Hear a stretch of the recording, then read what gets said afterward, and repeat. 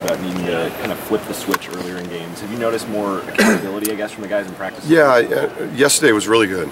We gave them 2 days off. This is our last bye week.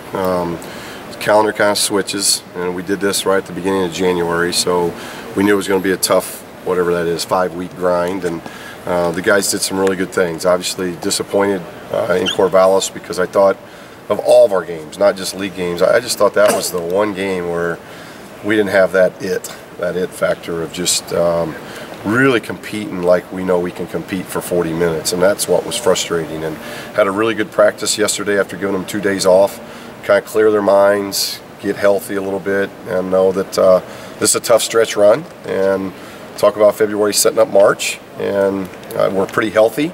So that's a good thing that we've been able to go through all this and be healthy. Now it's just a matter of starting to play our best basketball. I thought we were getting to that point. We had a minor setback in Corvallis, and we got to get that back, obviously, quickly before we get to USC. Is Wanda Bale okay? Yeah, he's fine, and Wanda's been terrific. It's finding those minutes in the rotation that we have. It's definitely not a Wanda thing.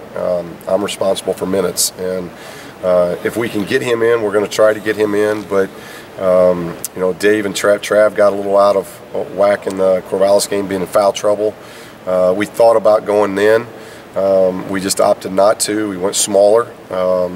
Whether that was the right idea or not, that's what we decided to do, and we'll just see moving forward. But he's practicing very hard. He and Noah have had just terrific attitudes, and it's just one of those tough things that, right now in an 8-man rotation, number 9 and number 10 aren't getting the minutes that I'm sure they'd like to have, but they are working extremely hard and doing a great job.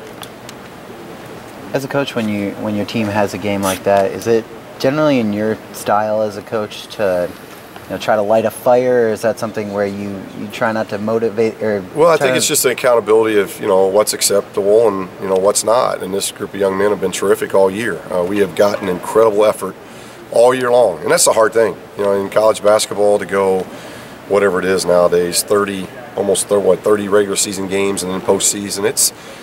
We get that. It's hard to be at that top level maybe every game. We understand that, but the effort and just the enthusiasm and those type of things, and whether it was the environment we're in, whatever it was, I didn't see the intensity and the passion and enthusiasm that we've been growing and gaining on, and that's what was discouraging, and that's what we've shared with them, and going through individual meetings this week along with practices, and just saying, hey, we gotta have a lot of fire to us here going down the stretch. And yesterday, if anything was indicative of yesterday's practice, it was very, very good. So we got to realize we got a young team, and they've got to learn from these experiences, and they've done a great job to this point. And we told them, we'll tell them again today. With Cal losing, last night, a win up in Corvallis, and you've separated yourself by 2 games of everybody in the league, with the exception of Arizona. That's how big that game was up in Corvallis. So I think they understand it, they get it, and hopefully we'll rebound on Saturday. Is this a good time to have the bye? Or would I think it was a really good time. I think that it came at sometimes they don't. Sometimes I've been in bye weeks where you've won 4, 5, 6 in a row and playing at a high level, and you don't want to stop playing. But I think having those 2 days to everybody, coaches, players, clear their mind, get away from basketball for a couple days. They seemed very energized yesterday, and I was very encouraged by practice yesterday. What do you have to change to maybe stoke that passion and effort in your players a little bit? It's not so much changing anything as much as it's just the grind of the season, and now here we are in February, and I think the guys understand that. They understand there was an opportunity lost. This team competes. This team, but I've said all along there's a big difference in the will to win and the will to prepare to win, and it's hard. It's hard preparing every week, every game, and getting consistent with that. And young players just continually are learning those type of things. And I think our will to prepare is going to be greater going into this weekend than what it was last weekend. And as long as we grow like that, we'll be fine. It seems like Zach's offensive production slowed down a little bit in the last few games. What is it that he can do better, especially? Well, we got to get him out on the open floor. That's when he's really good. We got to get him an open floor, and we've been watching a lot of tape with him. We've been working with him on just slowing things down at the half court, how you read screens. You're being defended a little bit differently now. because of what you were able to do early in the season, and I think he'll respond really well. He had a great practice yesterday, so it's just about slowing him down at half court but speeding him up in the open court to really getting out and using his athleticism. We didn't run. We've been a up-tempo. You can look at a lot of things. The Oregon State game, we scored 36 points in transition against USC a month ago.